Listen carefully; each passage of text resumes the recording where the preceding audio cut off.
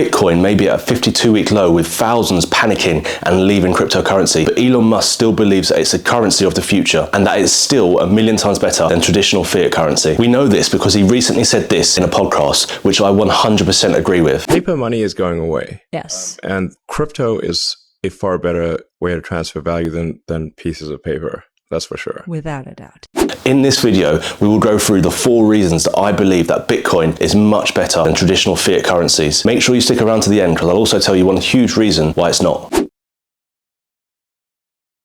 One of the massive advantages to cryptocurrency is that it sees no border, and Bitcoin is no exception. It only takes a few minutes to transfer Bitcoin from one user to another, and it matters not where each of the person is located, and it can be used to purchase goods and services from the ever-growing list of places that accept it. This makes spending money in another country and exchanging for other currencies easier, with a bonus of having little to no fees applied. And of course, Bitcoin can also be easily sold at any moment in time. In case you're thinking of real-world uses for this, then wonder no more. The Ukraine war has been disastrous for the people of Ukraine. They fled their homes, businesses and families, and were unable to access their money, and transfers were stopped due to the banking system collapsing. Imagine if those people were using cryptocurrency, they wouldn't have had their money held and would be able to access the money wherever they fled to. Another real world use for Bitcoin is the global remittance market, which is worth $5 billion.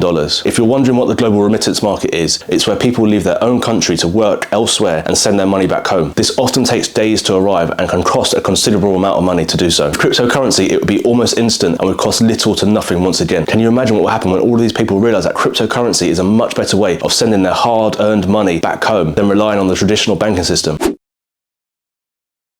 Although not completely anonymous, Bitcoin users are identified by numerical codes and can have multiple public keys. This ensures there's no public tracking and transactions can't be traced back to the user. Despite the transactions being permanently viewable, which gives you transparency, they're still kept safe from fraud due to blockchain technology. On top of that, only you as the wallet owner are able to know exactly how much Bitcoin that you have. This means that governments, other companies, and of course other people are unable to see exactly how much money you have or what you're doing with it. This of course is not beneficial to governments, as most but not all want to tax you on everything that you earn or spend. There is also no KYC, which is know your customer, when setting up a crypto wallet. Anybody can set up a non-custodial crypto wallet in seconds without giving across any personal information.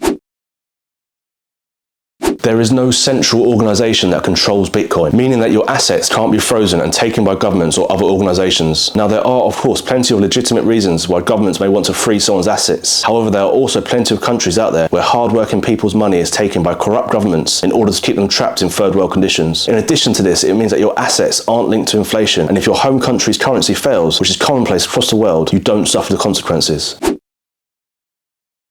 Bitcoin prices can be highly volatile, changing drastically on a monthly or even daily basis. For instance, in March 2017, Bitcoin was priced at $975, and in just a few months, it spiked to $20,000 per Bitcoin. A couple of years later, Bitcoin reached an all-time high of $60,000 per Bitcoin. This goes to show that although there's high volatility in prices, cryptocurrency users might view this as one of the benefits of Bitcoin because it can result in a high return potential. And with a growing number of users believing Bitcoin is a promising global currency, many investors and businesses have decided to adopt it. This helps with increasing the higher return potential, especially for those who bought it at a lower price. In addition, some investors believe Bitcoin will still gain value in the long term, with a possibility of it reaching prices of $500,000 per Bitcoin by 2025. That's because of its fixed supply cap at 21 million coins, and that supply cap will likely happen within a defined time frame, which many believe will enhance the value of Bitcoin over the long term. Ultimately, at the moment, financial institutions are only just dipping their toes into the water, testing out Bitcoin. If and when they decide to invest, we could see huge amounts of volume pouring into the Bitcoin and crypto space, which of course would send the prices of Bitcoin and other cryptos sky high. Remember though, this is not financial advice. So there is one reason why Bitcoin is not better than traditional money, and that's because it's not traditional money. We need to stop thinking of Bitcoin as a traditional currency. At one point in time, we stopped saying that wine was worth one chicken or worth a certain amount of a particular spice, and I have a feeling that in the future we will stop saying Bitcoin is worth a certain amount of US dollars and instead compare other items to the value of Bitcoin. What are your thoughts? Do you agree or disagree with Elon Musk? If you want to know the top mistakes that new investors make when investing in crypto, then watch the video above.